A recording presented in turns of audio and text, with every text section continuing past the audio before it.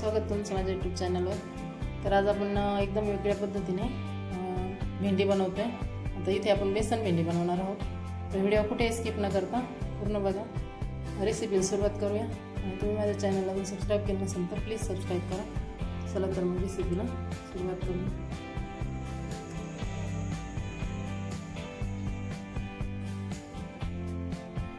भेंडी फ्राय बनवण्यासाठी सर्वात आधी मी भेंडी स्वच्छ धुवून आणि पुसून घेतली, म्हणजे चिकट होणार नाही भेंडी।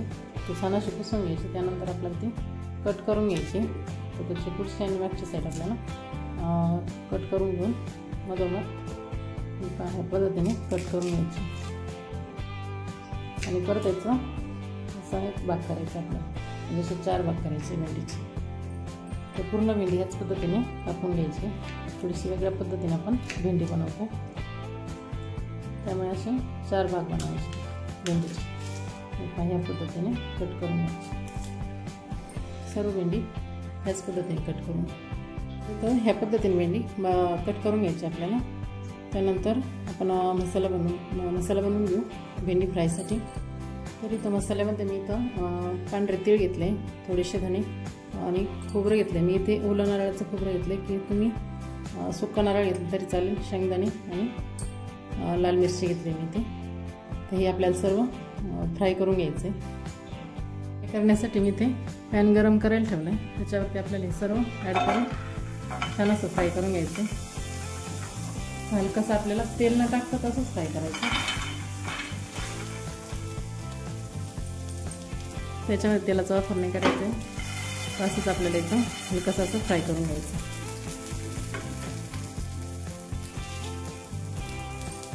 इथे मसाला आपला भाजून झाला आहे। त्या एका प्लेटमध्ये काढून घेऊ आणि थंड झाल्याच्या नंतर आपल्याला याचं बारीक वाटून घ्यायचं आपलं। त्यानंतर त्याच पॅनमध्ये बेसन पीठ ॲड करायचं आणि बेसन पीठ आपल्याला छान असं भाजून घ्यायचं आहे। बेसन पीठाने चव छान येते। आपण इथे बेसन भेंडी बनवतो, त्याच्यामध्ये इथे बेसन पीठ घेतलं, ते पण आपल्याला छान भाजून घ्यायचं। इथे बेसन पीठ बी छान असं भाजलं आहे आपण पाहू शकता। थोडंसं लालसर होईपर्यंत छान असं बेसन पिठाचा वास आला पाहिजे, असं मग छान लागते भेंडी एकदम। तर या पद्धतीने भाजून घ्यायचं इथं थोडंसं लालसर रंग येईपर्यंत। आता हे सर्व याचं आपल्याला वाटण करायचं आहे थंड झाल्याच्या नंतर। थंड होते तोपर्यंत आपण इथे भेंडी थोडीशी फ्राय करून घ्यायची आपल्याला। तर फ्राय करण्यासाठी मी इथे गॅसवर कढई ठेवून त्याच्यामध्ये तेल टाकले 2 चम्मच। त्याच्यामध्ये सर्व आधी आपण जिरे ॲड करू। जिरे छान फुलल्याच्या नंतर त्याच्यामध्ये कढीपत्ता टाकायचा आहे।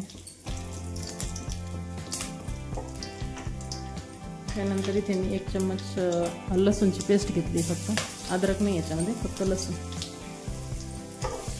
लसूण छान फ्राय झाल्याच्या नंतर आपण याच्यामध्ये भेंडी ॲड करू। त्यानंतर आपण थोडंसं हिंग टाकते। आपल्याला थोडीशी भेंडी फ्राय करून घ्यायची आहे।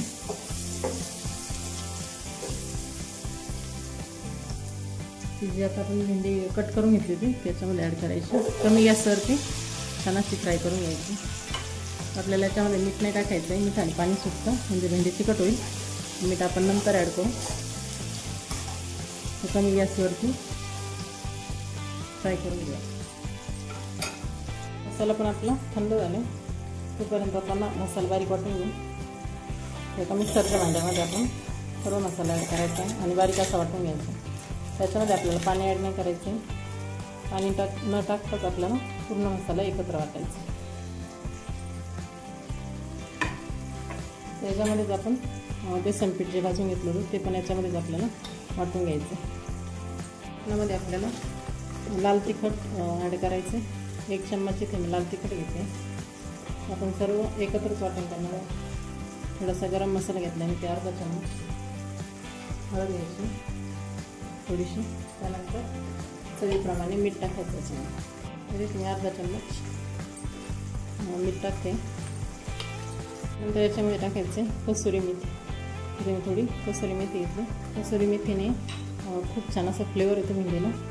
त्यानंतर चाट मसाला टाकते मी ते अर्धा चम्मच। याच्या जागी तुम्ही आमचूर पावडर ॲड केली तरी पण छान लागेल। आता छान असं आपल्याला बारीक वाटण करायचं। आपल्याला इथं पाणी ॲड अजिबात नाही करायचं, पाणी न टाकताच बारीक वाटण घ्यायचं। मसाला आपला वाटून झाला, पाहू शकता. पाणी न टाकताच आपल्याला बारीक वाटून करायचं. थोडंसं जाडसर राहिलं तरी पण छान फ्लेवर येतो. या पद्धतीने ते वाटून घ्यायचं, फक्त पाणी ॲड नाही करायचं. आता लगेचच आपण भेंडीमध्ये टाकून घेऊ.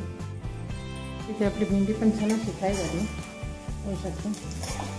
त्याच्यामुळे लगेच आता जो मसाला आपण वाटून घेतला होता तो याच्यामध्ये टाकायचा आहे. या मसाल्याने तो भेंडीला एकदम खूप अशी छान चव येते. एकदम वेगळ्या पद्धतीने आपण इथे भेंडी बनवली. आता सर्व एकत्र छान असं मिक्स करून घ्यायचं.